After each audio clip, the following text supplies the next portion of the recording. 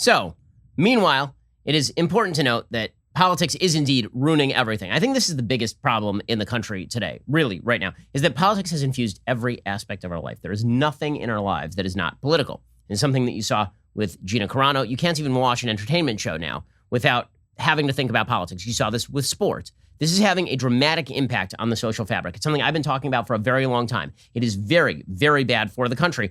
And the left has wanted it for a long time. Ever since the 60s, when the left declared that the personal is political, meaning that whatever you do in your personal life is actively a political move, right? Your sex life is political. What you shop for is political. Where you went to school is political. What this leads to is identity groups based on politics. And those identity groups feel threatened the moment somebody disagrees with them. That leads to a tearing apart of the culture. See, here's the thing. Normally, an identity group is rooted in immutable characteristics, right? Being black is being in an identity group at the very least, because if somebody attacks the color of your skin, that is an attack on an immutable characteristic shared by millions of other people. If somebody attacks your politics, that is not an identity group, right? Politics as an identity group is mutable. You can shift your politics. People do it all the time. So there's a difference between attacking somebody for race and attacking someone for politics. But the problem is, once you make politics your identity, and that identity is expressed in a wide variety of ways across all of American life, what you end up with is a mathematics whereby where you shop is political, and if I don't shop at your store, this means I'm insulting you, and I'm offending you, and I've done something wrong to you as a human being. Reason Magazine has a great piece out today by J.D. Tassile, titled "Politics is Seeping into Our Daily Life and Ruining Everything." He runs down some of the data on this point. According to a new paper in the Journal of Public Policy and Marketing by researchers from Arizona State University, the University of Wyoming, and 4 other U.S. universities, quote, political polarization is having far-reaching impacts on American life, harming consumer welfare and creating challenges for people ranging from elected officials and policymakers to corporate executives and marketers. The researchers find that people's chosen political identities become self-reinforcing through associations with groups with shared beliefs. Our associations can even create a group-shared specific reality that makes it harder to relate to those with opposing views. According to the researchers, as society has become increasingly polarized, politicians' objectives diverge and their animosity toward the opposition grows, thereby reducing opportunity for compromise. Partisan incivility is a major reason for failed dialogue. Uncivil exchanges result in disagreement and greater polarization regardless of the evidence presented. According to Reason, people's partisan identities influence the range of people with whom they are willing to have relationships, the brands they purchase, and the jobs they take. In an era of public health concerns, people choose positions on matters like vaccines or mask wearing, not based on rational assessment of the issues, but on a plug-and-play adoption of their tribe's stances. The researchers say, with political positions influencing decisions, people may sacrifice wages, lose out on jobs, make suboptimal purchases, and disregard opportunities to save. For example, research has found that employees accept lower wages to work for politically like-minded entities, and people may select higher-priced products or ones that offer less functional value. Polarization has the potential to prevent neighbors or colleagues of opposing parties from developing friendships. This ultimately deprives individuals of intellectual diversity, among other things. Now, this all builds on a mountain of data. There was a 2018 survey that found that nearly 2/3 of consumers around the world will either buy or boycott a brand solely because of its position on a social or political issue. In the United States, that number was 59%.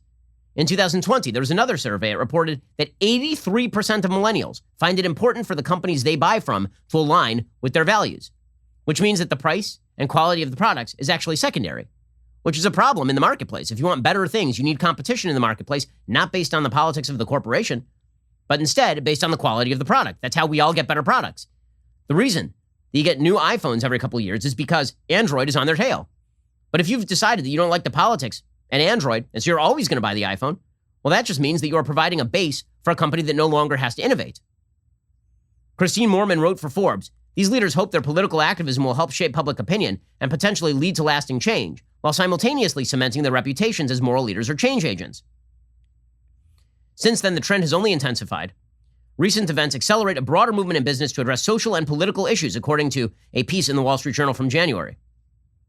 Pennsylvania State University Professor Daniel Della Posta asked in a study published in June 2020, what if polarization is less like a fence getting taller over time and more like an oil spill that spreads from its source to gradually taint more and more previously apolitical attitudes, opinions, and preferences?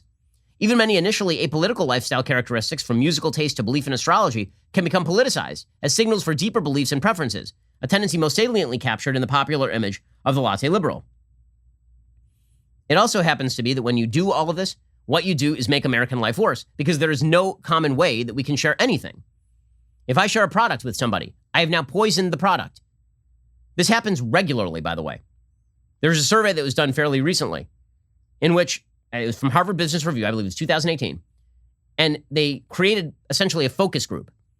And the focus group was made up of conservatives and liberals and people in between. And the focus group examined 2 companies. One company, well, actually 3. One was a company. It was just called, Generic Corp. And Generic Corp had no politics. And they asked people what they thought of Generic Corp. And it turns out people were okay with Generic Corp. It was fine. Then Generic Corp identified as a liberal organization. And the numbers were exactly the same. People were like, okay, we're fine with that. That's cool. Then Generic Corp identified in this study as a conservative organization. And its public perception dropped 33 points. 33 points. Obviously, that was all liberals and leftists who decided that they hated this corporation. They understand that the default is that corporations are liberal. This is the thing about renormalization of American politics. I've talked about this at length, and this is really what Reason is talking about. The renormalization of American politics happens when one intransigent group of people decide that they are not going to go along with commonly held beliefs, and they cudgel everybody else into silence. They emotionally blackmail everybody else. The left is the only group in America right now that feels comfortable in terms of our public daily life. They're the only group of people who feel comfortable. Polls show this. Independents do not feel comfortable. Republicans do not feel comfortable. Mainstream liberals, many, don't feel comfortable. They feel like they can't speak up, and they can't speak out, and they can't just, go to a ball game or go to a restaurant or decide what kind of product they want without having to fear that they are going to be judged and castigated. That's a terrible thing for the country. It means that we have nothing in common anymore. I mean, it's been a long time since we could even pretend that we had the American flag in common. Half the country thinks the American flag stands for oppression, apparently. So what exactly is going to hold us together? As things become more and more political, things get worse and worse. The answer is not politics. The answer is community connection. The answer is church. The answer is getting to know your neighbors and having conversations with your neighbors. But all of this has been banned. The woke authoritarians don't want you to know your neighbor. In fact, if you get to know your neighbor and your neighbor happens to be a Republican, they will cancel you. They will go after you for having the temerity to have a conversation with that person. This is the culture that we now occupy, and it's a culture that we're going to have to fight back against if we actually wish to preserve the country moving forward into the future. Unfortunately, too many people don't want to preserve the country this way, which is the reason why you are seeing that big tech is about to be brought in before House Democrats, and they're going to grill top executives at Facebook, Google, and Twitter as Democrats take fresh aim at the tech giants for failing to crack down on dangerous political falsehoods and disinformation. The idea here, again, from House Democrats being that if you allow people to speak freely in ways we disagree with, you're making the country worse. No, you know what makes the country worse? The idea that we don't all get to have our opinion and then have conversation about those opinions, lest we grant credence to the evil among us. That is not treating your fellow American as a fellow American, it's treating your fellow American as an enemy. And that's the direction in which we are moving. Facts don't care about your feelings, and it's a fact that The Ben Shapiro Show is the largest conservative podcast in the nation. Be sure to hit the subscribe button to stay up to date on all of our content.